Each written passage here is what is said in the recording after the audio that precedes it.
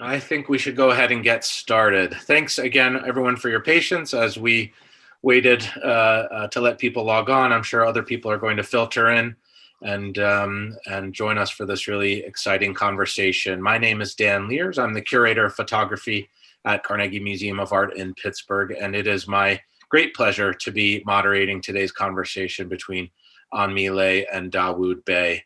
This program is happening on the occasion of the closing weekend of the exhibition An Lê on Contested Terrain, which has had a very long run here in Pittsburgh due to the pandemic, but I think really an important survey, the first career survey of Lé's work in a museum.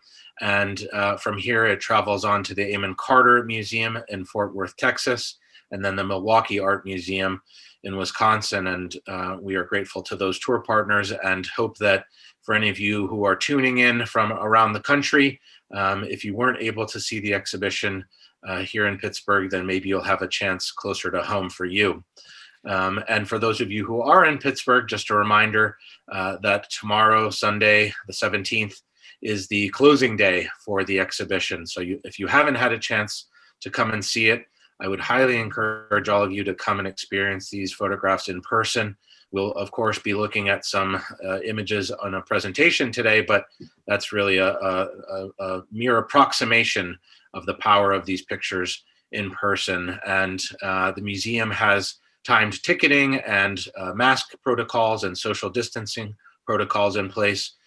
So we are trying to keep the safety of our visitors at the very front of the experience. And for that reason, I would encourage anyone who feels comfortable to come and see the exhibition. I'd also like to thank our sponsors for the exhibition, and in particular, thank our sponsor for this program, the John D. and Catherine T. MacArthur Foundation. They are very interested in bringing together MacArthur Fellows from different disciplines and from around the world into conversation to see if there are ways that the incredible experiences and knowledge of their fellows can help heighten the conversation. And the fact that both Dawoud and Anmi are MacArthur Fellows means that we were able to obtain support from the MacArthur Foundation. We're very grateful for that. And I think it's going to make for a fascinating conversation. Just a quick bio for each of the artists, and then we'll jump right in. Dawoud Bey was born in New York City and is currently professor of art and a former distinguished college artist at Columbia College, Chicago. His work has been exhibited at the Art Institute of Chicago, the Brooklyn Museum, the High Museum of Art in Atlanta, the Museum of Contemporary Art Chicago, the Museum of Modern Art, the San Francisco Museum of Modern Art, the Whitney Museum of Modern Art, and the National Gallery of Art. Last year, Bey's work was the subject of a retrospective exhibition entitled Dawoud Bey, an American Project, co-organized by the San Francisco Museum of Modern Art and the Whitney Museum of American Art. And that show will be opening shortly, I believe, in New York at the Whitney. And I'm sure Dawoud can speak about that experience in a moment. He's been honored with numerous fellowships over the course of his long career, including, as I mentioned, a MacArthur Fellowship. And An Lê was born in Saigon, Vietnam in 1960. She currently lives and works in Brooklyn and is the Charles Franklin Kellogg and Grace E. Ramsey Kellogg Professor in the Arts at Bard College. Lê was educated at Stanford University and Yale University and has been the recipient of numerous awards, including also a MacArthur Fellowship. Solo exhibitions of her work have been presented at the Sheldon Art Museum in Lincoln, Nebraska, and the Hasselblad Foundation in Gothenburg, Sweden, as well as the Baltimore Museum of Art, Dia Beacon, SF MoMA, and MoMA PS1. Just last year in March, we at the Carnegie Museum of Art debuted the first career survey and catalog of Lé's work, An Lê on Contested Terrain. And as I mentioned, that's traveling on to the Amon Carter Museum of American Art and the Milwaukee Museum of Art later this year. Dawoud and Anmi, welcome. Thank you so much for taking the time out of your busy schedules to speak to me and to our audiences about I guess, the state of photography today, the state of your practices today. And one of the really neat and exciting things that I learned in the course of my research on me was that you went to Yale together, and in fact graduated from the MFA program in the same year. And so I thought maybe we could start off by you speaking about your experiences at Yale, what kind of pictures you were making back then, and maybe if you even remember seeing each other's work and talking about each other's work back then. Okay. First, before we even answer that, I just wanted to thank you, Dan, for bringing us together. We know each other, we're friends, obviously, going back to meeting at Yale in 1991, but we seldom have the opportunity for a sustained 1-hour conversation. So thank you for making this happen. You want to answer that question first on me? Sure. I'll let you go first. Well, we can go back and forth, but I think I had so much to learn, and I don't come from an art background. I didn't really study photography as an undergraduate, and I knew I wanted to go to Yale, but I didn't really know what I needed to learn, and so the whole experience was kind of overwhelming for me. And I was already, frankly, pretty old. I was 31 when I started, and Dawoud was even older. And Dawoud was so experienced and so mature. He was like the Yoda of the class of photography. I learned so much from him, and I remember talking about his work with him. I remember talking about the new work he was making. And I really didn't know much about him, but I remember, I think, the fall of the year we started, going to MoMA to see a show. And there was one or two of Dawoud's black and white street photographs in the permanent collection in MoMA, and I was so floored, and I knew they were good. I'd seen some in class when he did a presentation, but that was where Dawoud was, and I was all the way at the bottom, and I was so grateful for his friendship and his generosity. Yeah, for me, it was a very interesting experience because, as Anmi just said, I had been working for some time before going to Yale.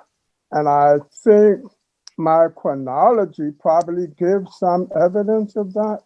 I mean, we met at Yale in '91, and I had my first exhibition, solo museum exhibition at Studio Museum in Harlem in 1979. So I think that kind of tells you everything. I mean, I went to Yale as a pretty experienced artist. I'm from New York, and I came from and through a very strong community of artists and photographers in New York, and we kind of built our careers together. I had a number of friends who had gone through the MFA program at Yale years before. I met Abe Morrell probably in 1975. I met Michael Spano sometime in the early 80s. So I kind of had a sense of Yale's program. And probably even more importantly, I had a sense from friends who had gone through the graduate photography program at Yale of the rigor and the intensity of the program. So I had that. I just didn't feel compelled until I was 38 years old to actually think seriously about the grad school experience. Some of my friends outside of that community had started suggesting to me that I might want to go to grad school. Carrie Mae Weems, who I met in 1976, You know, she started telling me, Dawoud, you might want to think about grad school. You might want to think about grad school. And then Carrie May disappeared to UC San Diego. Lorna Simpson and I had been undergrad classmates at School of Visual Arts in the mid-70s. And then Lorna disappeared off to UC San Diego. And I think, you know, I think all of this, it suggested I came into the field before the, I guess what I would call the professionalization of the field. Yeah, I would agree. Yeah, I don't know. I mean, I studied with Sid Kaplan at SBA. I don't think Sid had a MFA. I don't think anyone that I studied with early on had an MFA. So it wasn't really a consideration for me. I came up being mentored largely by those photographers in the Camoinge group who were a decade ahead of me. Roy De Carava was really the center of our community. We all had a standing invitation to show Roy our work. So that was kind of my education. Grad school in general was something that I hadn't thought about. I was exhibiting, I was getting fellowships. I was a very active part of that community that centered largely on the Studio Museum in Harlem. But eventually Carrie May convinced me that I should think about grad school. And I certainly didn't want to go to California. All the theory queens were going to California. I didn't want to go to CalArts or UC San Diego. I wanted to be more in a place that was about rigorous making rather than rigorous theory. And everyone that I knew who had come out of the grad program at Yale was a very rigorous maker of photographs. They made work and they made a lot of work. And that's what I was doing, and that's where I wanted to be. So that's why I decided to finally apply. Certainly, you know, you ask if what's the question? Do you recall seeing each other's work? I mean, the program consisted of only 7 people. So we were very much in touch with each other's work. And An Me's work seemed to me from the outset to be very intentionally made, very well crafted. So we began a conversation, I guess, almost immediately in grad school. Well, I'm glad you mentioned the fact that you wanted to go to Yale because you were interested in a strong practice. You were interested in making work, right? And so it brings me to this question of what's going on today in the classrooms. And I know that you teach a lot as well. I think that back then, the issue of identity and all of that came up when there were discussions about work, but it seemed that it was not the forefront, right? It came up because maybe you needed to add fuel to your work. And so for me, for example, Todd threw in this whole idea of my biography and my identity and my background to help me switch gear and make a different kind of work, but it was not the forefront of the discussions. We always end up talking about photographs. And it seems that today things are different. And I was wondering what your perspective is and what you think about this shift. And I think a lot of it is necessary.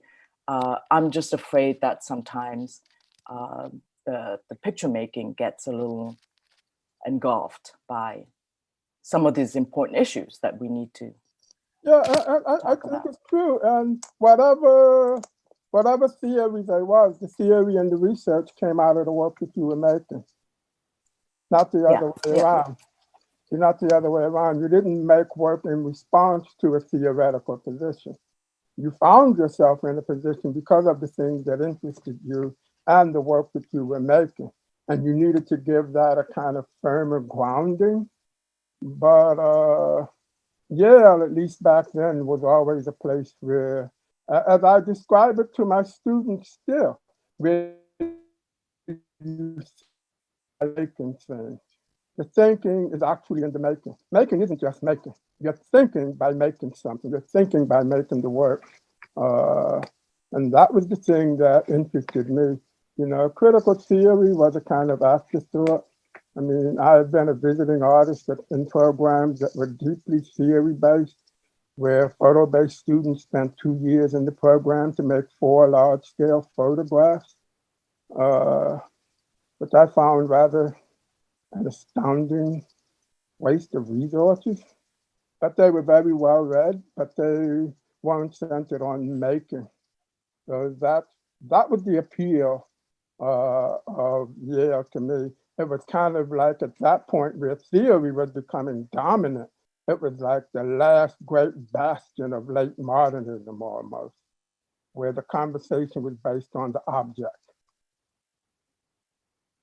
Yeah, I think things changed radically after we graduated. There was a bit of a change in guards, and I think the students became much more sophisticated in terms of their goals. I mean, no one ever talked about exhibiting work, or, I mean, you knew about all of that, but it was never a discussion in class. We never talked about applying for grants, or we just talked about making work and experimenting. There was basically no professionalism. Yeah, and I think that started to change later in the program, where new faculty started to come in who were able to kind of mentor and begin to usher students into a program about professional practice. I think Greg Crutzen coming into the program certainly accelerated that, because Greg was deeply, rooted in the field, and he was able to talk about that with the students and bring some of them into the field. Right. We were in the program, that was not the conversation. I think the goal for everyone in the program when we was there was to end up on the wall at the Museum of Modern Art in some context. Whether you got selected to be one of the young new photographers, whether you were in a collection show, but being in MoMA, I think, was the epitome of what we strove for. I don't even know what beyond that. Getting into MoMA was, or have them purchase one of your photograph. I still remember that day. Yeah, when that was the greatest aspiration. Yeah.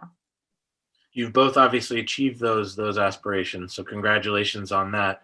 Anmi, you mentioned a little bit about the idea of identity informing some of your photographs early on in that period. And I wonder if maybe you could talk a little bit about, I'm putting up a picture from your Vietnam series, because I guess shortly after graduating from Yale, you made your first trip back to Vietnam, something like 20 years after you left the country, you and your family left the country. And I'd be interested to know, what it was like to be going back at that time, and what you were thinking about, what you were seeing. I mean, it was so emotional and so important for me to be able to go back to Vietnam. I'm very adaptable. I lived in France. I was perfectly happy living in the United States, but I always felt something was missing. And I thought that being able to go back to Vietnam would somehow help give me answers to some questions about, who I was, where I belonged, and all of this. I wasn't quite sure what kind of work I would be making. And in my head, I had been making the still lives in graduate school related to Vietnam, because you couldn't travel to Vietnam at the time. And so in my mind, I would just be collecting objects and continuing those still lives, or perhaps making them in situ. I had tried landscapes and it was a total failure. And so I was very surprised when I ended up making this kind of work. And it was spontaneous. It was a natural response. And somehow I understood scale. I understood everything that mattered in making a landscape. And I kept going back and forth. I think it was really important for me not to have a superficial experience of the country. Even though I came from there, I still felt like I was a tourist. And so I would spend quite a lot of time in making sure I was steeped in the daily life and making connections. And I think ultimately I realized that the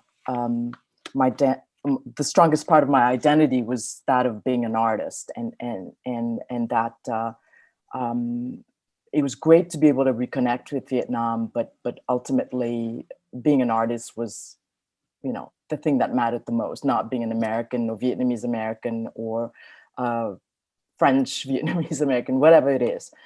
I think that was the big takeaway for me from those years of working in Vietnam.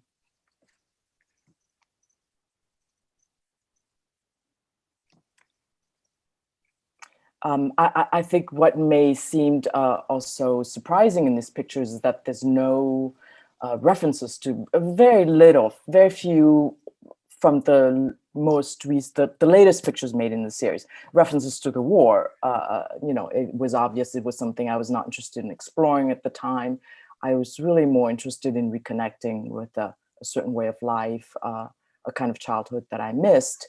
And so I think when I finished this and came back to the United States more permanently, I had to deal with the issue of war and then started thinking more, and I know you have questions about the issue of landscape, you know, thinking of the landscape in terms of this contested area where histories are contested, where I think memories and where people's expectations and understanding of the landscape you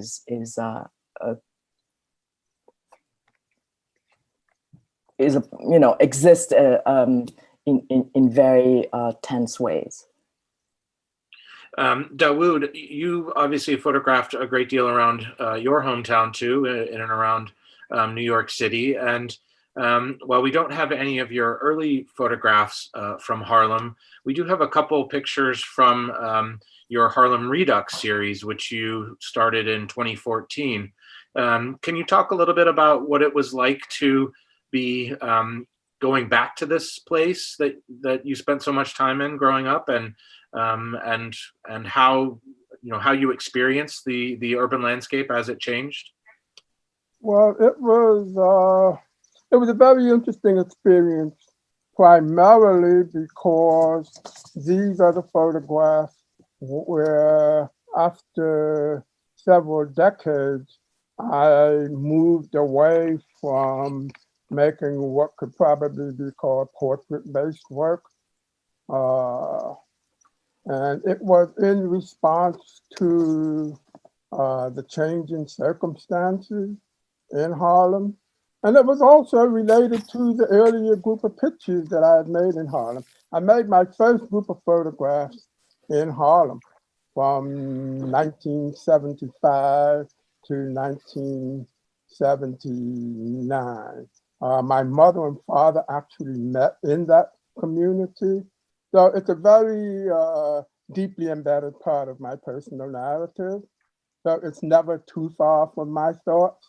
And because I had spent a lot of time there in the 70s and even more recently through Studio Museum in Harlem, and just going there to actually just stay connected to the community. And over the last couple of decades, there has been an increasing transformation and disruption of both the geographical, the physical, and the social landscape of Harlem, due most immediately to gentrification, which is also fueled by the influx of global capital into that community. And I wanted to make some photographs about what that looked like while it was happening. You know, I guess for me, that was the question that provoked the work. How to make some photographs about the way Harlem is changing and to insert oneself into that change at the moment that it's happening. Not to make photographs of the aftermath, but to be there visualizing that change as it was taking place. And so I didn't want to go and illustrate that by making of Harlem, you know, to kind of visualize the changing demographic with through the portrait. I wanted to make photographs that were about the transformation of the place, this transformation of this particular urban landscape. And I have to say, it was an extremely difficult transition. I can't even begin to tell you how difficult, both because of the change in subject matter and approach, and also as someone who has, from the beginning, made pictures that started out as being viewed on the ground glass, whether it's the ground glass of a 35mm single reflex camera, or for many years, the 4x5 camera. For me, that's the place where the world begins to become photographic. It's looking on the ground glass and viewing the world through the lens, which is a very transformative experience. And to me, that's where the making of the photograph actually begins, is in that transformation. When I started this work, I was older, and I needed to be portable in a way that allowed me to just walk around and looking for pictures that I didn't even know I was looking for until I saw them, and then realized that that particular situation fit the narrative that I was trying to visualize.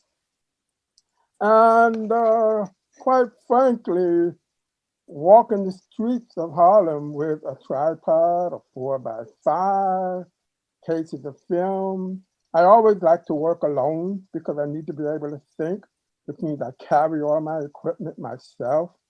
So I decided to get a different camera and to downsize and to start working with a 6x7 medium format, still film, still medium format, because I am interested in a very rich material description of the things that are in the photograph, which a large format and medium format negative allows for this rich material quality of description.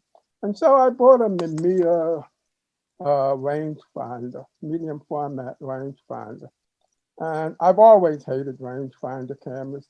I never liked them. Even when I was in the streets making pictures with a 35mm, and all my friends were photographing with Leicas, I had a small Nicomat, because I needed to look through the lens. So it was quite disturbing working with that camera, looking through the viewfinder, and nothing happened. It was just like looking through a plain piece of glass, which it is. It doesn't view through the lens. It took me about a year and a half of pure, absolutely deep frustration. I can't even tell you how deep, man, but deep frustration. Deep enough, I thought that this might be the end of the line, that I had a pretty good run. But eventually, over the course of continuing to make the work, I began to see the pictures that I was imagining, which is what working with that camera you have to do, because you're not actually seeing the thing through the lens. You can change the aperture and it still looks the same. The depth of field, all the optical manipulations that you're imagining, you don't see it. There's no confirmation of it. So once I began to adapt to that, and to begin to imagine the things that I was looking at more as a photograph, I was able to begin to make the work that became Harlem Redux. But this was the most significant shift for me in several decades. Process is so important to both of you, and Dawoud, obviously you're talking a little bit about some of your process and working with film, which in today's digital age has a very loaded meeting, I would say. On me, you also work with a larger format camera on a tripod, working with film. Can you talk a little bit about what that does to your pictures? And I'm putting up here a picture from your 29 Palm series, which you began really on the eve of the U.S. invasion of Iraq in 2003. And not just how does this change the way that you see the landscape or see the objects in front of you, but also how does it connect you to the past in certain ways and previous photographers? Well, the connection to the past is obviously, the connection to the war photographers. So we're talking about Timothy O'Sullivan, and we're talking about the British photographer Fenton, and I think that it was great for me to revisit their work when, not necessarily when I started 29 Palms, but the previous body of work about the Vietnam War reenactors, which happened right before 29 Palms. It sort of encouraged me to continue with that camera because I realized that it's all right not to be able to photograph the action per se as it was happening, which is very difficult to do with a view camera. And so what do? You photograph before, after, or you reset it up, which I have done at times. And it was, not a question for me. But I think that the view camera provides many great things, but it also has a lot of handicaps. And for me, it's always about weighing the two issues. And I think at one point when the negatives outweighs the positive, I will definitely stop. But the positive for me is obviously the results. I mean, I get these fairly large prints that are full of details and not just in sharpness, but in terms of the way the space is described, the middle distance and the far distance, and how you can actually, things don't stack up and you can actually travel through the landscape. And that's really important for me. I wish I could use an even larger negative, but I think it becomes too cumbersome. I love looking through the ground glass, and I love not having to hold a camera to my face. And so I feel that when I photograph people, it's a lot easier to interact with them. You basically have a conversation with them, and the camera is like a piece of furniture right here. It's not intimidating. People love looking through it. It gives a little bit of authority. When you go out there, people think, what you do is serious. So that gives you a little bit of more cred, and people don't mind, spending more time helping you out. I think that the mindfulness that comes with having to look through the viewfinder and going through all the motions is also wonderful for me. But intellectually, not being able to photograph quickly, spontaneously has forced me to look for the secondary stuff that one normally overlooks. It forces me to look for things that are not quite obvious. And I think that has become a big part of my process. I love the camera. I used a Deodor for many, many years, and it's kind of a workhorse. It's not very refined, and more recently, and it's always worked, so why change, And recently somebody reintroduced the idea of this new Japanese camera, and I switched to it, and I feel like I went from a Pinto to a Bentley or something like that. And for those listeners who maybe aren't. Can I say just one other thing? Yes, of course. Important, because I think working with 4x5 camera and even a medium format camera, it results in a very different kind of photographic object. And I think that's really important too. The object quality of the photograph, the material and the object quality is very different, and it creates, I think, a different kind of relationship between the photographic object and the viewer. So I think that object quality is very different. I don't know that most people who are not sophisticatedly photograph base realize it, but if you took a 30x40 or 40x50 photograph made with a large format camera and placed it next to one made with a 35mm camera, I think the differences would be, for most people, very apparent. So I think that's the other important part, whether you're making a contact But it has to do with the way things are described, because you could, and recently I actually was kind of forced to use both cameras, both a digital camera and a view camera at the same time. It was a part job, part commission, and I had to turn something over. And so I was able to think about that. So I photographed the same thing with two cameras. And it has to do with the way things are described. How the world is described on film, on a large format film versus just digital, whether it's super high end or low end. And I think that that's interesting.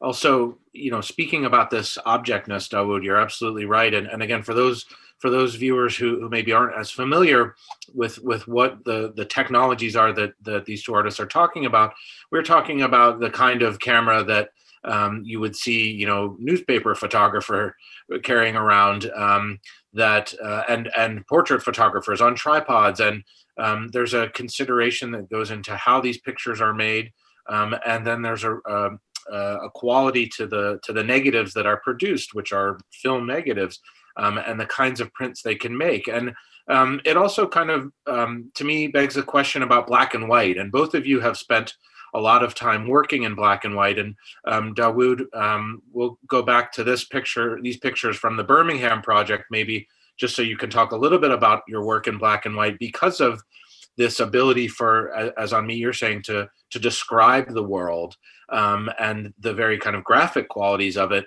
but also, again, these historical links. And so, Dawoud, maybe if you wouldn't mind talking a little bit about this project and how it kind of has changed your practice in the sense of your engagement with history.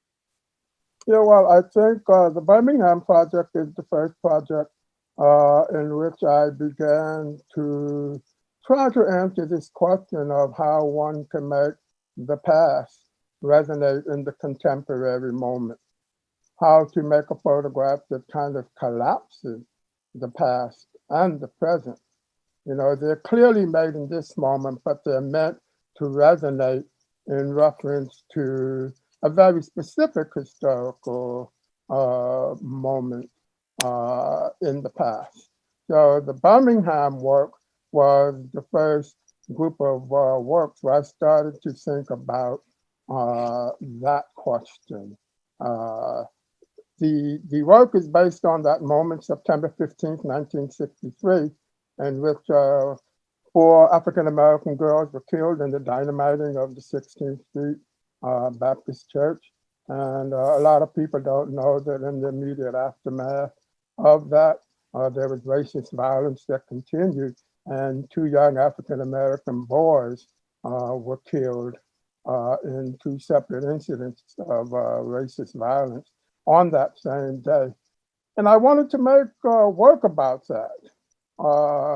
Initially not having any idea at all how I was going to approach that. And so I just started making visits to Birmingham. I didn't know anyone there. I'd never been there before. And I just started visiting Birmingham, starting initially with a weekend in which I stayed through Sunday, so that I could attend a church service at 16th Street Baptist Church, where the dynamiting had occurred. I needed to be present in the place where this had happened, just to ground the experience of whatever else I was going to do and having an intimate sense of the place. And over about 7 years of on and off visits in Birmingham, I started to think conceptually about what was I going to make, or what could I make, or what was adequate to make in response to that horrific moment. And I thought initially about making photographs, portraits of young African Americans who were the same ages as those 6 young people killed in Birmingham. And that still felt incomplete. And at that point, I started to question, how could I make visible the passage of time in the still photograph, which is a kind of paradoxical thing. I mean, it's a still photograph. It's about a moment. But how could I make that moment embed a sense of time, embody a sense of time? And so I decided to also make photographs of African Americans in Birmingham who were the ages that those 6 young people would have been at the time I was making the work, had they not been killed. And that's when I decided to not only make these portraits of older African Americans, but to pair them with the portraits of the younger African Americans, so that each diptych actually embodied 50 years. You know, the young sitter on the left, she's probably, the girls were 12 and 14, so she's probably 12. And then it was 50 years later, so the woman is 62. And the same for the boy on the right. The 2 boys who were killed were 13 and 16, so he's probably 13, and the man is 63. And of course, I wanted them to be exactly those ages, not just younger and older African Americans in Birmingham, because for me it resonated more deeply if they were the age, as a way of giving a more palpable sense of physical presence to those 6 young people who were killed, whose images are kind of mythologized. You know, it becomes mythic. The 4 girls, the 4 young girls. It's, you know, I wanted to give them a very tangible physical presence. And the photographs are made in 2 separate locations. On the left, those photographs are made in Bethel Baptist Church, which was the activist church that was pastored by Reverend Fred Shuttlesworth in Birmingham, who was the activist minister at the center of the civil rights movement in Birmingham. And the other space is in the Birmingham Museum of Art. The Birmingham Museum of Art ended up sponsoring this project. And the work was shown at the Birmingham Museum 50 years to the day. It opened almost exactly 50 years to the day of the dynamiting of the bombing of the church. But I wanted those 2 different locations to kind of embody 2 pieces of Birmingham's social history at that moment. You know, the space of the Black church, kind of Black communal space, and the Birmingham Museum of Art, which of course, like all public institutions during that time, was a segregated institution. So I wanted the work to kind of embody and be contextualized by those 2 pieces of social history. And they're made with a medium format camera on a tripod, since you talked about that. It's an incredibly powerful series, and I think you know, thinking about these problems and these issues that, as you mentioned, continue to resonate into the present. We're reminded that Martin Luther King Jr.'s birthday is on Monday, and that the fight continues. And I think on me, your most recent body of work, Silent General, in a lot of ways, is also thinking about the legacies of the past and how they continue to influence the present and the future. Could you talk a little bit about how this series started and where it's headed, maybe? Well, this project is very different from anything else I had done up until then. In a way, I think it's kind of an accumulation of everything I've done, have learned, in the sense that it's not contained in a location. It's not contained by a specific idea. So it could be anywhere. And it started because I was invited on the set of a big Hollywood film, Free State of Jones, that was being shot in Louisiana. And at the same time, I also received a small commission to do something in the South, and the Confederate monuments were being contested.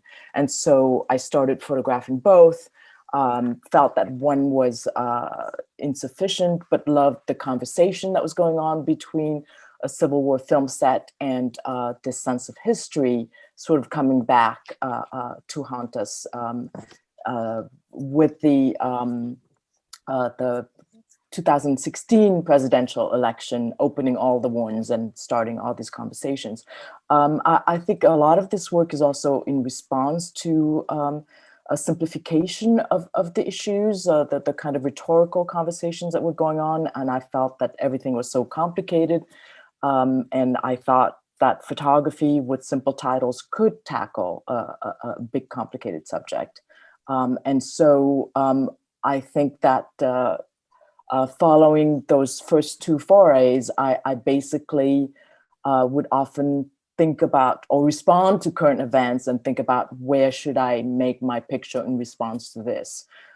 So that picture of the boxer was made, if we can go back one, yes, this was made right after, during the George Floyd protest last spring, when I felt safe enough venturing out. And I think it has all the elements of what I had been interested in, the contested monument, boxing, and this relationship, this interracial relationship here of these people training. I'm always interested in bringing tail ends of conversations and putting them together, hopefully to ignite something new and more revealing in terms of how we look at an issue. And so, you know, I've switched to color. I guess we started talking about black and white, and I think that I switched to color out of necessity more than anything else, because I'd been photographing warships, and when you're out at sea, sometimes when it's really overcast, everything is just a mix of grays, and I wanted to be able to distinguish between the grays, and I think you can see here. But originally the black and white work for me was out of necessity. That's how I was trained, and I really didn't understand color. And so I continued with black and white, but it was fitting because the pictures of Vietnam that I remember growing up with about the news were in black and white. And so this was a way, making this new work, whether it's 29 Palms or about the Vietnam War reenactors, it was about being able to reinsert my perspective of history into, you know, the ongoing existing history, using similarly black and white photographs that came out of a news tradition. I think it's interesting because, you know, the work that I made in Harlem Redux, the decision to make that right work, in color versus black and white. It's happening right now. It's the current circumstances. There's definitely the current unfolding. Exactly. It's happening right now. And I wanted to suggest that by color and a large scale. This is right now. Birmingham work was intentionally made in black and white because it's about history. And black and white is, I guess we could call it the photographic material of history.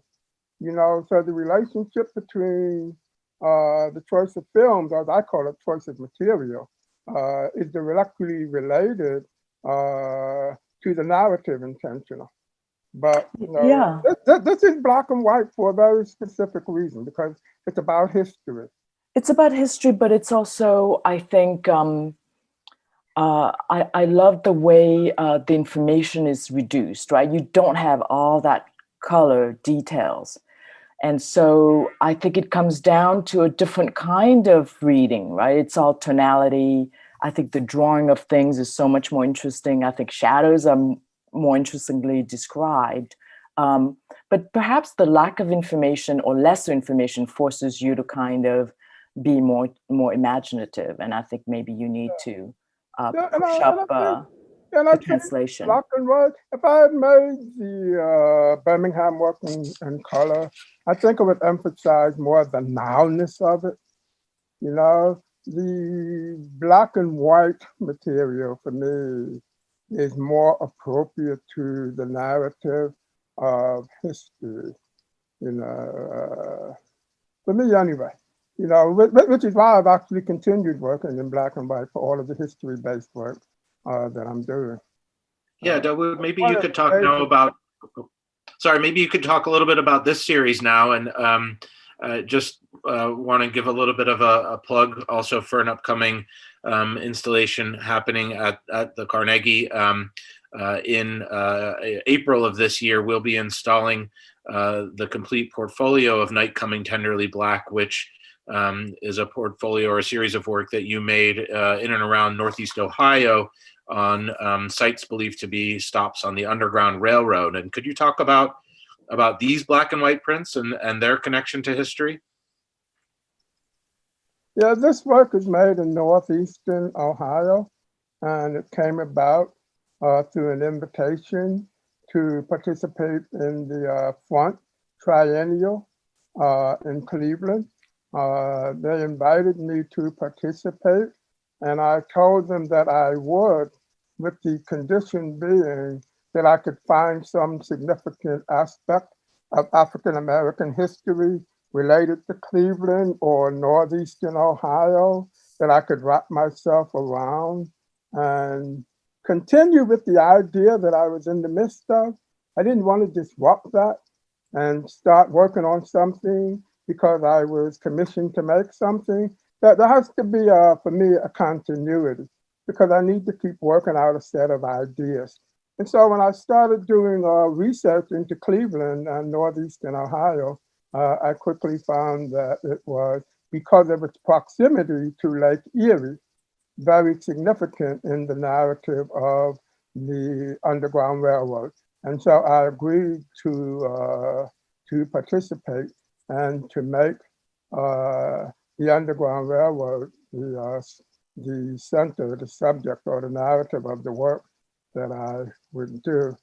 And I've never been interested in making work that is, I don't know, I guess didactic, that illustrates things. I'm more interested in using fact as a platform to, to then trigger the imagination, to make things that are kind of active imagination that are based on or rooted in fact, but are not a factual redescription. And so I started doing research.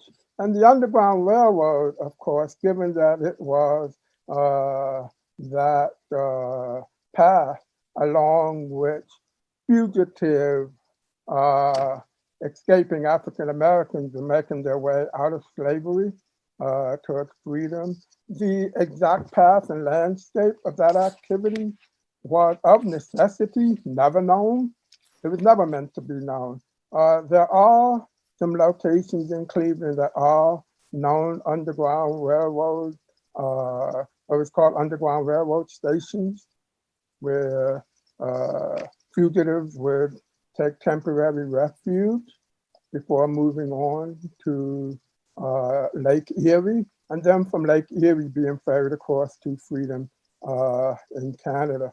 And so I used those known locations as the anchor for the site and began to photograph in the landscape in proximity to those locations, trying to imagine that landscape in relation to those Underground Railroad stations, almost as if through the eyes of a fugitive moving through that landscape.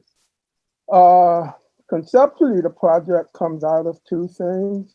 The title comes from the final line in Langston Hughes' poem, Dream Variation, in which he talks about night coming tenderly, black like me, this idea of the blackness of night being tender.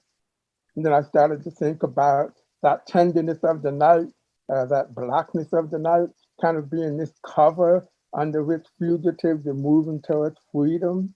And the other part of it is the materiality of Ward de Carava's photograph. When you think about a very rich Black space in a photograph, an African American, Black subject moving through that Blackness, coming out of the Blackness of that space, that described a lot of Ward de Carava's photograph for me. So Ward de Carava was the kind of material, it's a kind of material conversation with Ward de Carava's photograph through the narrative of the Underground Railroad and trying to reimagine what those locations may have, making the photographs again in black and white as a way of visualizing or provoking that imagination. Like this particular photograph, the first one, if you go back one, that area, this area was known to have been, there were several Underground Railroad stations on this block. I actually did some research. This house came up as part of the research. The woman who lived there adamantly denied it, but it didn't matter. It was definitely around here somewhere, just as well here as somewhere else. Because of the picture that I could make, the iconic American white picket fence, the farmhouse, so it was a kind of act of the imagination around this narrative of the Underground Railroad that was based on fact, but not completely beholden to fact. And I was interested in trying to visualize the history embedded in this landscape. I love the series, and I had read Colson Whitehead's Underground Railroad and felt so emotional afterwards. And I think I know you said you were afraid that these pictures would be illustrative. They're nowhere even close to being illustrative, and they just elicit incredible emotional responses from the viewers. So I did have a question. Unless I'm mistaken, you didn't really make a lot of landscape work previously, right? This kind of non-urban landscape. So did you approach this picture making with a different frame mind, with a different framework? How did you tackle? Because it's like switching gear radically. I guess you could say I'm conversant with the whole history of photography. I've looked at thousands of photographs. I've certainly looked at a lot of landscape photographs, even though I never, at the moment I was looking at them, had any intention of making those kinds of pictures. But I think it's true that at a certain point, as you keep working and you become really proficient at this, you can probably make any kind of photograph. You could be commissioned to make a portrait, and it would probably be a very beautiful portrait, because the sense of form within the rectangular space, how to make something coherent. And for me, it was being driven by a specific sense of positionality. Like, what might this have looked like through the eyes of someone moving through this landscape? So they're all conspicuously eye level. I want them to appear as, at eye level, moving through or trying someone moving through. Yeah. No cherry picker. Specifically made. But in terms of how to transition, I kind of figured that they feel physical. Yes. I figured that problem out through making the Harlem Redux photograph. That's kind of another answer. How to make photographs that didn't center on the human presence or the human figure or the face. I think Harlem Redux is where I struggled with that and finally figured it out. And then the other answer is I've always loved landscape photographs, just never had any intention of making any until I had the need to talk about this particular thing that I wanted to talk about. And I think between you and I, we know what a good photograph looks like. Yes, and I think understanding and knowing what makes a good photograph probably helps you figure out how to make one yourself. Yeah, we know what a good photograph. I'm always encouraging students to look at a lot of work, and it's good to start with the best work. We know. Whether it's canonical or not, you should try, and just in portraiture, go back to, the history, the earliest work. So at this point, we're probably equipped to make any kind of photograph we want very well. It's just a matter of what we want to talk about and what vocabulary we need to adopt to talk about that, or what kind of picture making strategies are appropriate to that. Can I ask, so obviously both of you are so skilled that, as you're saying, you can you can kind of make any picture you want. I don't think so. But maybe Dawoud, not me. you're too modest on me. But I am interested. Both of you have now received MacArthur fellowships. Both of you are currently the subject of major survey exhibitions. How does that change? Has that changed the way that you work, the kinds of work that you're making at the moment? I'm interested to know if this kind of retrospective looking is having an impact at all on your current practice. You can go first, Andy. Well, I think that throughout, I don't know how many years, since 91, since I've been out of school, there were many instances where I was up against the wall, no money or in such great debt, and I had something I was dying to do, and I just didn't know how to get out of the hole, and something happened, and it saved my life. And I think the Guggenheim was one. Later on, even something as smaller, like Anonymous Was a Woman, or the couple of other grants that somehow just came around the corner and saved my life. And I think the MacArthur was something like that, but 10 times bigger. Or something, or 50 times bigger. I think it comes with a much higher price in the kind of attention it brings, which is kind of difficult. Unfortunately, it affects the way some people or friends or acquaintances deal with you, but it fades away. It not only gives the confidence, I think that for me, I already knew what I was doing. I was working hard, and it just made everything a lot easier and less stressful. I think the amount of stress that was going on in my life dropped by 100%. I remember running into a Maria Friedlander at an opening, and she said, "So how is it?" And I just didn't know what to say. And she just said, "A lot less stressful, right?" And I said, "Yes." And I think that is the main thing. It gives you the confidence. It gives, I think that getting access was also easier, especially people, with the internet being more popularized. So I was trying to get access to certain military stuff. They can look me up, and they saw I got the MacArthur. Somehow it just made you a little bit more, acceptable. Yeah, it was interesting because in the year that I received the MacArthur in 2017, I had obviously been working for quite a while. We both were. It's kind of a prerequisite, I assume, for getting one in some cases, because much younger artists have gotten MacArthur as well. I had no idea what to expect. I mean, quite a number of my artist friends had gotten one previously.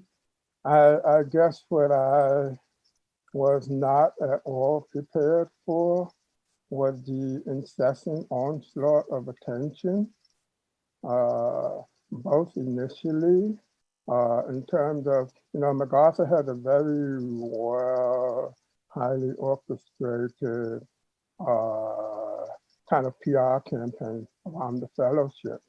And, that was very intense initially. And it was a while before it let up.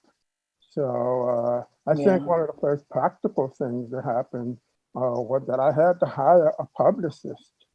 Wow. There was no way I could manage it. Yeah. It was just completely overwhelming. And I still have that person working for me to help negotiate and manage that. The other practical thing was that it allowed me a certain amount of freedom because the projects that I've done, almost all of them since 1993, have been collaborative projects with museums and institutions. I have kind of worked out a structure for making my work in collaboration with institutions. that was obviously very successful. But for example, the project that I'm working on now, photographing on and around the landscape of plantations in Louisiana, was the first time that I have been working on a project that is, for the most part, completely self-funded. I wanted to make the work. I felt a real urgency about making the work. And so I just started making the work. It's now been embraced and is going to be shown at the next Prospect New Orleans. But the work was almost pretty much finished by the time anybody began to show any interest in it. So there's been that kind of freedom to just pursue the work and know that whatever it is, every 4 months, the MacArthur Foundation will send me another influx of funds that I can continue to make work. So I don't have to, because usually when I'm in the midst of a project, I'm also in a conversation, or have been in a conversation with an institution about the next project, so that when one project ends, I kind of have maybe the summer off or part of the summer off before moving on to the next project. And I'm still doing that in a way, but you know, the MacArthur Fellowship has just given me a level of freedom that I really appreciate. But initially, it was wonderfully overwhelming, and then it was just simply overwhelming. Yeah, it was definitely overwhelming. Yeah. And I am so grateful. I remember getting the call. I was in my office upstairs, getting ready to go down to teach at Bard College, and I got the call, and I thought that I was late in sending a letter they needed, and I thought they were calling about that. and they said, "No, we're calling about you." And I said, "Yeah." And my ears were ringing afterwards. And then I had to go teach. And for the entire 3 hours, I have to say, I did not hear what my students were saying. And I don't know how I even got through class. It was kind of it's funny mind-blowing. I've spoken to former fellows, and they've all told me similar stories about being initially overwhelmed in a way that they had not and probably could not have anticipated. It's just a rush that I guess requires some adjustments in your life.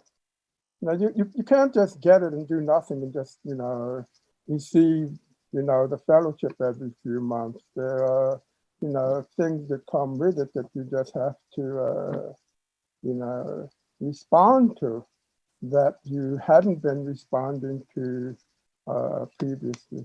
But for me, it's just been a kind of wonderful freedom where I can go to New Orleans, stay in a hotel for a month, go out to the plantations and make my work, and be able to basically self-fund it.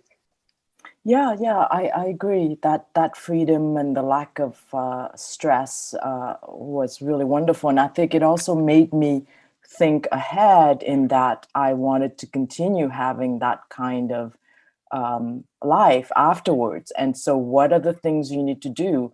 And I think I was never aggressive enough to ask for things for myself. And so I think I set a goal for myself in that I needed to do certain things to make that kind of lifestyle continue beyond, to have the freedom and the ease to be able to make it work. And what do you need to do? And you have to be more aggressive in setting up your career in that sense. And I think it forced me to be more ambitious and ask for things, which I normally wouldn't have done. So Dawoud, we've got these images up of the current work that you just have been mentioning. Could you talk just a little bit more about this project and how it came to be? This particular project, Yeah, the new work. the new work, I haven't shown it yet, so I don't want to talk about it too much. That's Okay. why That's fine, but that's you have why it's mentioned it. only it's only 2 slides. Okay, that's fine. I wasn't even sure about putting these 2 in, but Okay.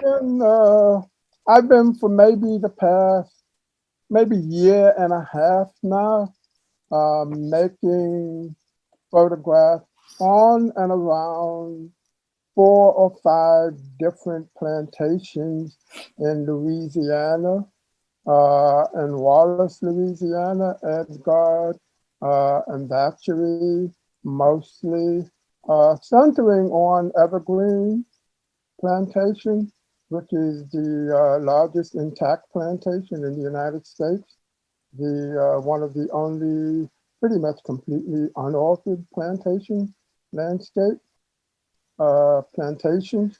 Most of the other historical plantations are, as I now know, fabricated landscapes.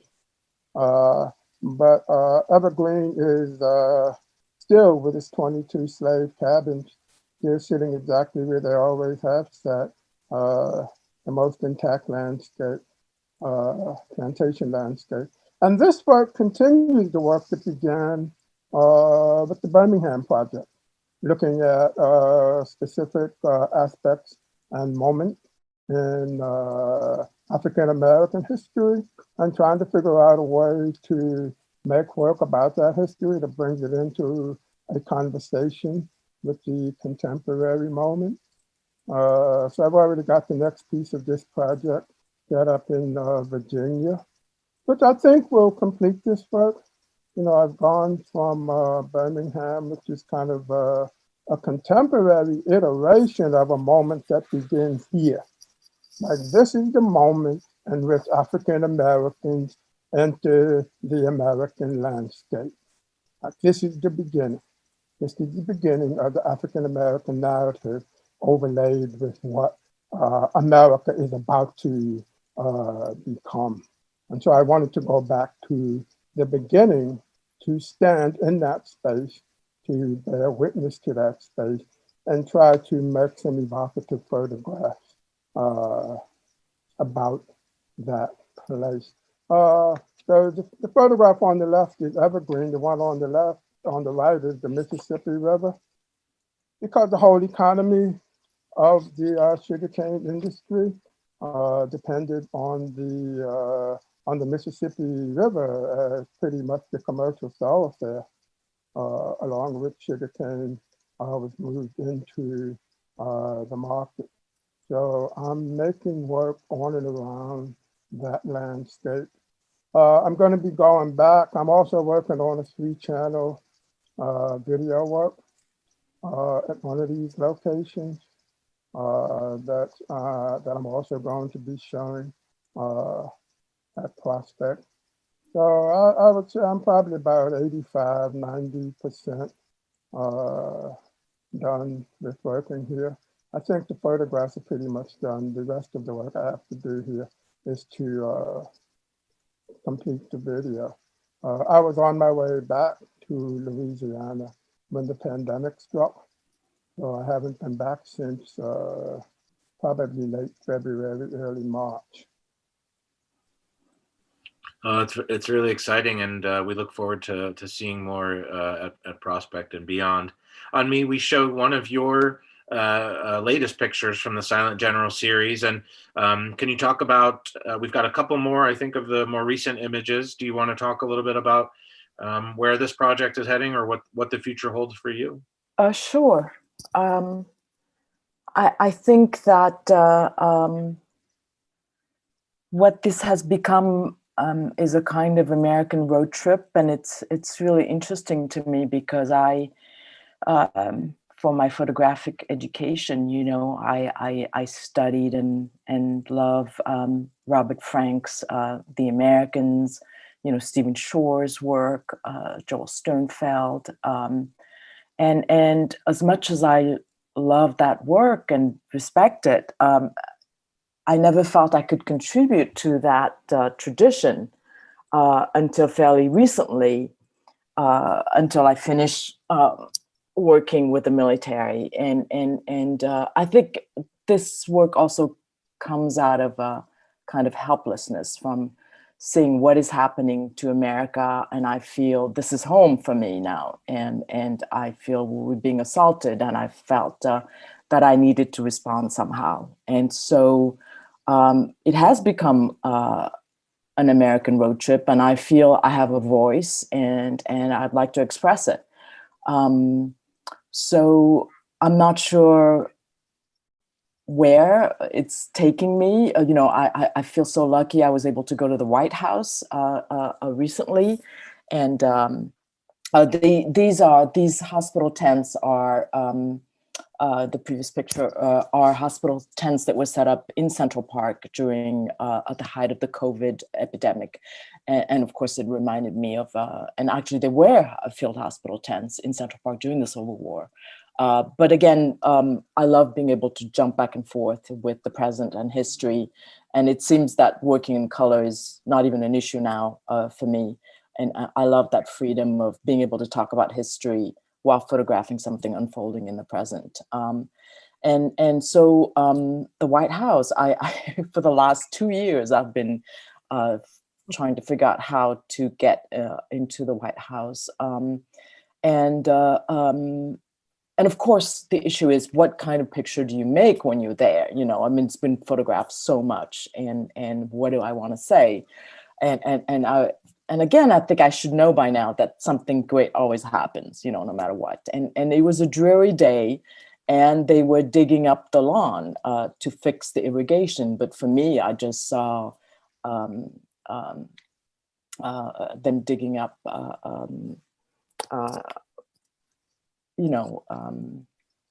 what do you call, not tombs, but it was very eerie, and I think that's what I wanted to say about where this administration was going. So right now, of course, I'm thinking, what do I do in response to what's going on, what happened at the Capitol, and I think there's only so much you can think, and the best thing to do is just to go out there and be present and bear witness and bring your voice to the moment. So I'm really excited about this project, and it's broad, it's wide, it has no, I tried to give it a structure by taking inspiration from Walt Whitman's Specimen Days, where it's prose and things are structured as fragments. So I tried to pull together a series of pictures for each fragment to try to suggest something like similarly to an essay. But I just love the freedom of being able to go and respond. I think, that's maybe a great place for me to stop asking questions. I don't know if you have questions for each other that you want to ask, but we also have some questions from the audience that we can take. I do have a question for Dawoud. So I guess we started this talk by speaking about Yale, and I know the program and going through the program changed my life, and nothing's ever perfect. And of course, there are many things that I wish many feedback, many conversations I wish I could have had. But it did change my life. And I was wondering what, if you could speak briefly about what you thought it brought to you. Well, I met Chip. Yes. Met Richard Benson. That was probably worth the cost of tuition all by itself.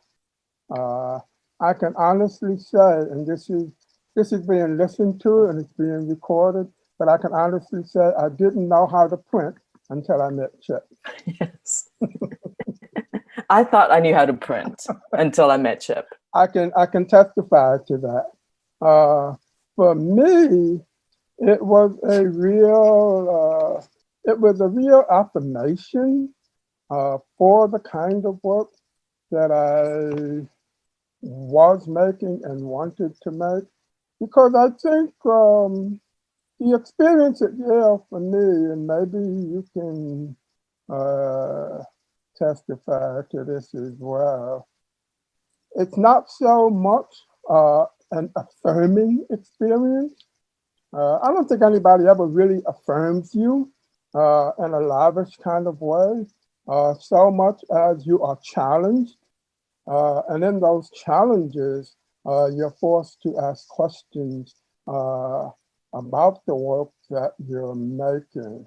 And so it did, even though I had many other conversations going on, and because my work had already been affirmed in several different ways, so I didn't need that affirmation, but I think the challenge was a very good one and a very meaningful one. And then outside of the program, being able to take classes with Michael Romer, whose films that I knew, was a wonderful experience for me. That was kind of central to being there. Being able to take classes with Robert Farris Thompson, who I had met previously but never had an extended experience with. That was deeply meaningful as well. So some of what was meaningful about being there took place for me outside of the program, but inside of the program, meeting Frank Goelke, having conversations with Frank both during the program and after, in a very interesting way. Even though I wasn't at all interested in making landscape photographs at that time. And to say making landscape photographs, it's a very genred way of speaking about the work, because they're pictures that are about a specific thing. They're not so much landscape photographs. Right. You know what I mean? It's not a genre. I take that definition very broadly. Yeah, but within that genre, if there is such a thing, for a long time, I had felt that Frank Goelke was one of the only people making that kind of work that I deeply understood. I understood the pictures, I understood why he was making them, I understood the personal place that they came from, which is interesting because certainly I know Stephen Shore's work, I know Sternfeld's work, Joel was there, I had some interesting conversations with Joel, but Goelke, I had a very real connection to Frank's work. So it was really wonderful to be able to both meet him so that I could continue to have conversations with him afterwards. But for me, it was a real affirmation of my own idea, that my own ideas and pictures could stand up to that ridiculously intense and rigorous critique over 2 years, and that I could then go back out into the world and continue doing what I was doing. So it was a very meaningful experience for me, even though I was very late, both in terms of my own professional life and chronologically. I guess 38 years old, Ramon, my son had been born, I had a family. Yeah. I mean, I had a whole different situation going on. I know you had to make school fit into your life. I had a whole different life going on. Yeah, and for most of us, we just stopped our lives and went to school, and you had to make school fit into your life, yeah? Exactly, I had to make that fit into my life. I actually did an extended residency at the Addison Gallery of American Art. At the same time? At the same time.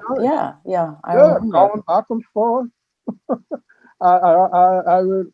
And then in Boston at the Polaroid place too. I was going back and forth to New York, working with the 20 by 24 camera. And then I started showing that work in class because you had to show what you were making, right? I'm working in the 20 by 24 Polaroid studio. So I kind of got a little side eye when I brought those pictures in, but that's what I was working on.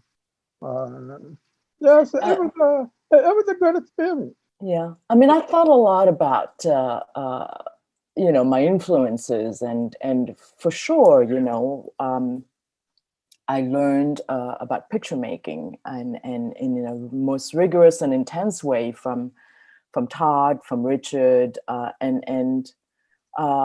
yeah, the people you met, of course, I met John, my husband there, and Richard influenced not just my work, but my life and the way I see friendship, the way I see partnership. And we're like extended family for him. I met Judith Ross, who's still a friend, and Susan Kismarek. But I was thinking more recently how, in a way, a lot of the work I made has been influenced by these older, if not passed away, dead men. And what does it mean? It's a conversation that today we have. And I really think ultimately it's what you do with it. You learn from the best, and what do you do with it? And so it's not really an issue for me. Yeah, and I think also because I knew people who had gone through the program previously, who kind of explained things to me before I got there, especially the intensity of the program kind of prepped me on how to not respond to certain things and to just continue to do your work and to listen for whatever criticism was meaningful. It did, being there did. I was working on my street portrait photograph when I came in, and I continued that work for maybe a semester, but realized that I should use it as an opportunity to make some other kinds of photographs. So I started making those portraits in that basement studio we had in there. Yeah. Yeah, I started making that. I remember, yeah. Studio. And you were photographing classmates and other students. I photographed Yeah. John. And I was basically making portraits of my classmates. Because I wanted to see, again, it was the question of how could I continue making portraits, but to remove the sociology of the landscape and place from the pictures. What would I then be left with, and what would I have to work with? And so I went from that work to working in the 20 by 24 Polaroid studio, because all of the 20 by 24 Polaroid black and white work had been made through the support of the Polaroid Artist Support Program, which is where I was getting the film. So I had that relationship with Polaroid that I just transferred into the studio. Once I started working in the studio at Yale. If I hadn't gone, I don't know that I would have moved the work in that particular direction. So it did, in fact, give me a moment to think about the work in a possibly different way. So can we, we've had a couple of questions from the audience about the difference between working digitally and manually. And Anmi, you mentioned you were doing a project recently where you had to kind of switch between the two. What do you see differently in the kinds of images you get from each camera? And you talked about how you sort of, it's about how the images are described, and what does that mean for you? Maybe you can go back to the picture from about the White House. Yeah, so this is from the 5x7 neg, and I made something very similar with the digital camera. I think it has more to do with digital camera versus large format. I think digital to a handheld film camera is more questionable, but or out of my purview. But here I'm talking about high-end digital and larger format camera. For me, the description of the landscape was not at all. It was not as good. The description of the tree in the background, the description of the lawn, all of that physicality was missing in the digital camera. But I was able to capture something that was much more spontaneous with the digital camera, I felt. This picture had a little bit of photoshopping going on, but for me, it has a greater sense of the landscape design the sense of place, the sense of scale. And description in a lot of ways of what you're talking about is sort of about detail, right? It's about being able it's to... details, but it's also spatially Sure. oriented. And I always talk about landscape design. So you can enter this picture and physically walk around the guys digging, and then go towards the back. I think you can't see in the slide, but there's a guy doing searching for with a metal detector, searching for parts back there. You can actually walk through there and walk towards the portico, or you can turn to the right and turn around the trees and come back and have this kind of physical experience, which I really which is important to me. And I think it's a lot harder to do that from the digital file. Dawoud, there was a question about the actual time of day when you were making your Night Coming Tenderly Black. As I understood it, these were sort of at dusk, but you also worked very hard to print really as dark as possible. Is that right?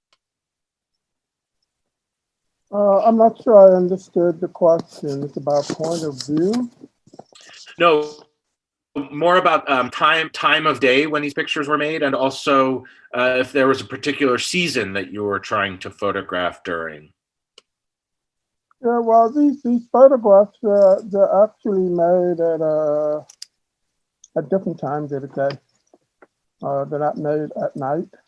It would be impossible to get this kind of this much material description, making photographs at night. So they're made at different times of the day and then printed to conform to the idea. And they're also rather large, 48 by 59, because I want them to become a kind of physical experience rather than a photographic object experience. I want to kind of move it from object to experience, where they kind of envelope the viewer who stands in front of them.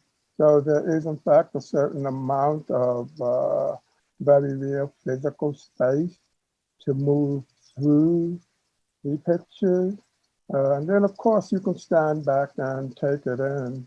But I really want them to provoke a very real kind of physical sense of place, even as there's a lot of optical manipulation going on in terms of the description of the space. But you know, when I look at them, one of the things I think about is the difference between, I don't know, any number of landscape photographs. You know, like if you think of Ansel Adams' Yosemite photograph, I mean, if you turned around, you would see his car in the parking lot. You know, if the car in the parking lot is not the idea, it's this thing over here that's the idea, you know. So there, you know, you're using fact to convey an idea, you know, and through selective editing, you reinforce that idea, you know, by not showing certain things. You help to structure a very specific narrative about place. These are also, I've gotten so comfortable working with that Mania rangefinder. These are still made with that same camera on a tripod because I'm now able to imagine the pictures that I'm making. And again, I have a Mania RZ, but it's a very heavy camera. I'm trying to figure out how to work compactly without sacrificing the kind of image quality that's very important to me, without without going to digital. You know, my friends, every time a film is discontinued, I'll get like a Facebook message. Dawoud, did you see they discontinued XYZ film? And I'm like, yeah, don't worry, that's not my film. You know, I tend to stockpile film. I go on eBay and I just buy it from Japan or wherever. I think I have enough film to get me through my next project. After that, we'll see. But that is one of the frightening things about being a holdout and working with film. It continues to disappear. So I always feel myself running a few steps ahead of that ultimate disappearance of the material. It's so important to my work. I haven't thought much beyond the. Whoops. Looks like maybe we lost. We We lost froze a for a little minute bit. there. Yeah. Well, while we wait for him to come back, I think we'll just do one last question here, and it's kind of a combination of two questions. But on me, you know, what kind of advice do you have for young photographers, or what do you tell to your students who have the goal that you did back in grad school of, you know, wanting to be in the collection of MoMA? What kind of advice do you have? Well, I think things are so much easier today. There's so many more voices and so many more, and you don't even need institutions, right? So it's so much easier to publish a book, and it's so much easier to have, there's so many different platforms. And so I think students are so much, young photographers are so much better off than we are. I mean, it means that there's a greater saturation of work. And so it's harder to perhaps distinguish yourself. But, you know, I think it's a great time to be a photographer. I think photography is very vital. Yeah, absolutely. And I mean, on the one hand, that saturation or the democratization, as our questioner asked, can feel daunting, but on the other hand, it does present a lot of opportunity and the ability to have your work seen by more people than was ever possible prior to social media, for example. Yeah, I had a conversation this morning with my daughter about these young musicians now who did not have an outlet before TikTok. And so through TikTok, I mean, some of them have just crossed into mainstream, and it's amazing. And I think there are similar crossovers for young artists today too. But I just love the fact that, you know, we're just not stuck with MoMA as the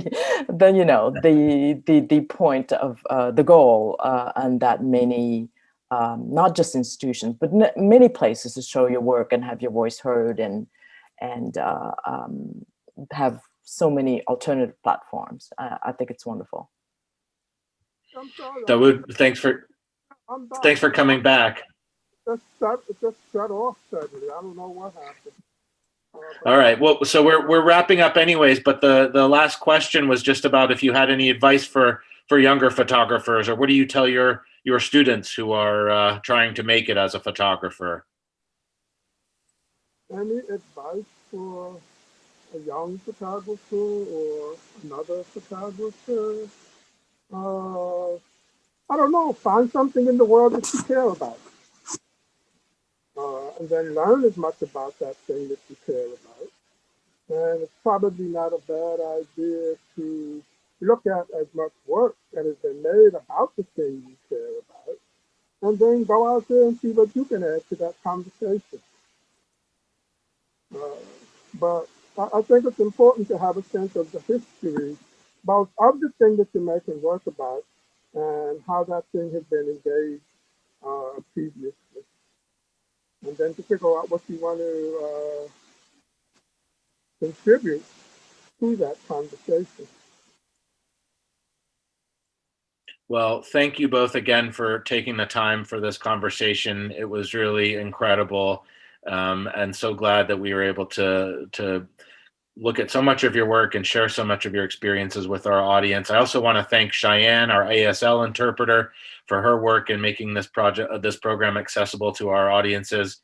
And again, the exhibition On Millet on Contested Terrain closes tomorrow at Carnegie Museum of Art. So please do come and see if you're in Pittsburgh. And if you can't make it for that, come back later in the spring where we'll have some of Dawoud's work up as well. And thanks again, everyone. Be safe, be well, and have a great day. Okay, and thanks again. Thank you, Dawoud. Thank you, Dan. Thank you, Hannah. All right, take care. Lee, take care. Yes, and hopefully we'll connect in person soon. Yeah, I enjoyed it. Regards to the family. Yes. Be well. Take care. Bye, Dan. Bye-bye.